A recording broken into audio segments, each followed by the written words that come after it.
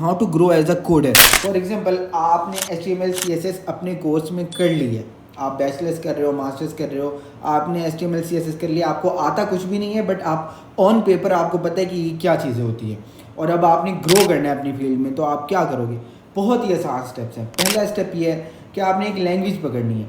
कोई भी दुनिया की लैंग्वेज पकड़ो, कोई फ़र्क नहीं पड़ता है. लोग आकर आपको कहते हैं कि ये लैंग्वेज साथ तूने कर लिया, ये तो अब ख़त्म हो गई है, अब इसका दौर है. ऐसा कुछ भी नहीं है. वो घोड़े वाला ब्लाइंड होता है ना, ऐसे वाला कि आपको कुछ सामने नज़र आ रहा है, बस आपने ऐसे ही करना है. आपने एक टारगेट पकड़ना है कि ये मेरी लैंग्वेज है, अब जो मेरा नसीब होगा इधर से ही मिलेगा.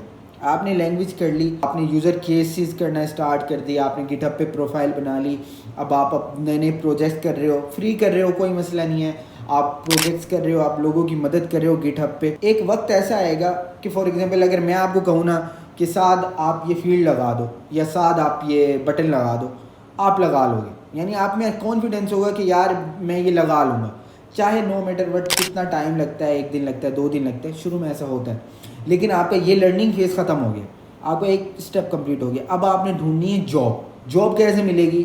डिमांड कम रखना. 70,000 80,000 पे आपको जॉब मिल जाएगी. जब आप जॉब पे कंफर्म हो गए हो, आप परमानेंट हो गए हो, आपका कॉन्ट्रैक्ट हो गया है, तो अब आपने कोशिश करनी है कि जितना काम अवॉइड कर सकते हो ना जॉब का, आपने करना है, और आपने नए लर्निंग स्टार्ट करनी है. इतना काम अवॉइड नहीं करना कि लात पड़ जाए, इतना करना है कि यानी जितनी आपको लर्न कर पा रहे हो 7 घंटे 8 घंटे बस ठीक है. लेकिन जब आप घर आ गए हो और आपको मैनेजर कॉल करता है, साथ वेयर आर यू, आपने ये जवाब नहीं देना कि मैं कर रहा हूँ, इस तरह नहीं जवाब देना. आपने कहना है कि सर मैं बाहर हूँ.